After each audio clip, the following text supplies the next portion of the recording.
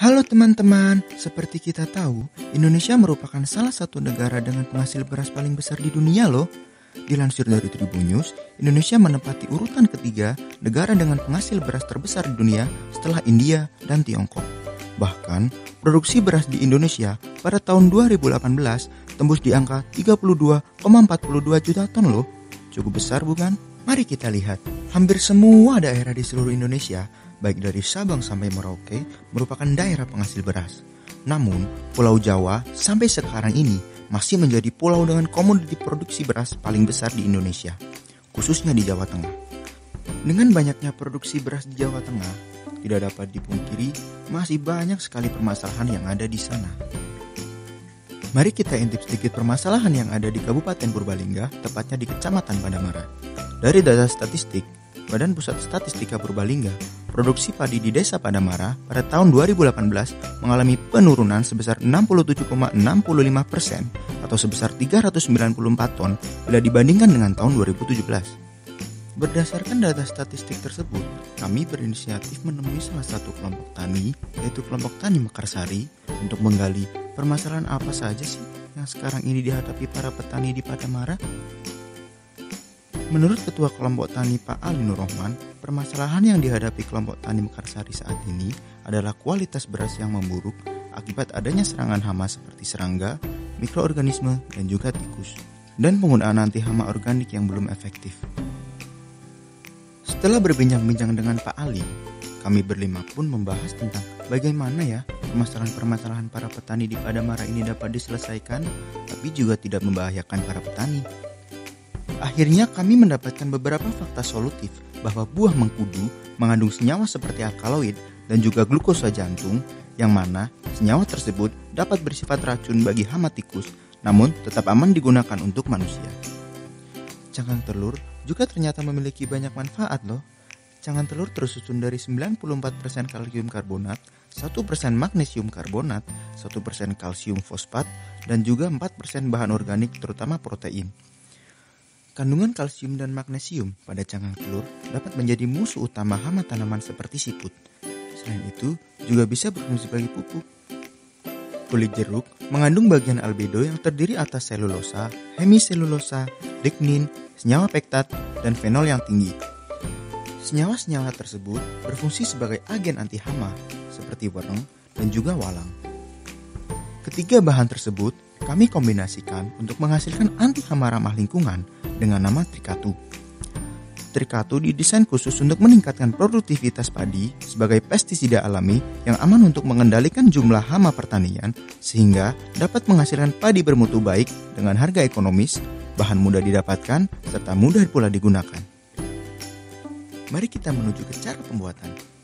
Pertama, siapkan ayakan dengan cara menyiapkan kawat ayakan ukuran 12 mes atau sekitar 0,71 mm yang kemudian dibingkai dengan papan kayu dengan ukuran 50 x 50 cm. Siapkan terpal berukuran 1,5 x 1,5 meter sebagai alas untuk menjemur bahan. Semua bahan utama meliputi limbah kulit jeruk, buah mengkudu, serta cangkang telur dicuci bersih pada air mengalir dan ditiriskan.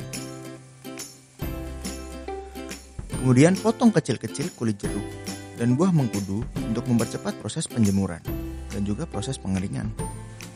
Letakkan semua bahan tersebut di atas terpal dan jemur di bawah sinar matahari hingga berwarna kecoklatan serta hingga benar-benar kering. Tumbuk masing-masing bahan pada alu atau lumpang hingga benar-benar halus. Saring semua bahan pada ayakan yang telah dibuat dan campurkan. Timbang campuran bahan yang telah diayak sebanyak 2 kg.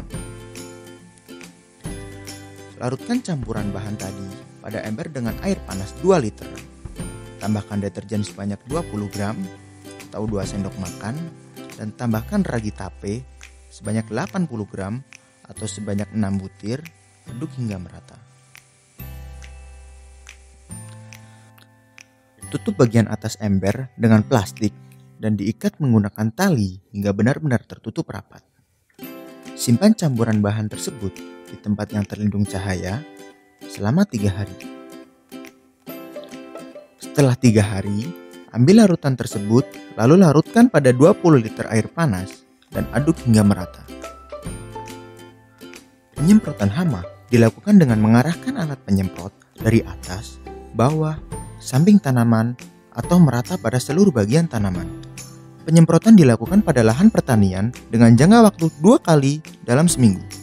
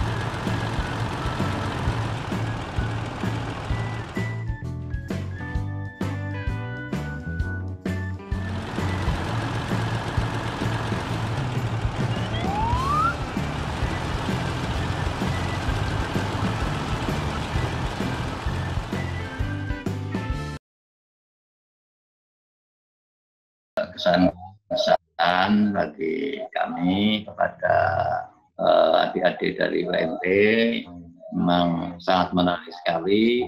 Itu mudah-mudahan sesuai dengan apa yang Profesor yang disampaikan ini akan membantu kepada kelompok tani yang ada di khususnya di Desa Padamara.